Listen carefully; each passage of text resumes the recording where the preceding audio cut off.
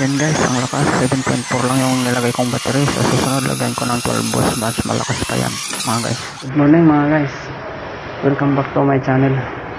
May papanood akong video sa inyo. Short video lang ito, kung magustuhan nyo panoorin, sana wag nyo pong kalimutan subscribe ang aking channel at pindutin ang notification bell on, at para sa susunod na video updated kayo sa i-upload kong video. Salamat mga guys.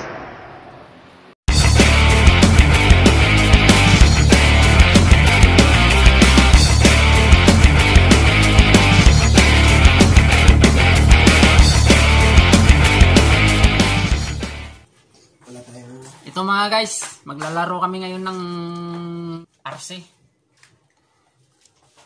Powered by traxxass. Wrestler to. Wala. Wala yan oh. Mababangga dyan.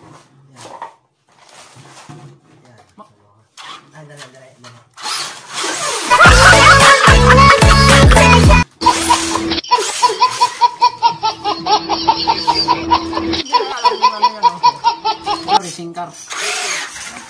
Tutulak yan, tutulak.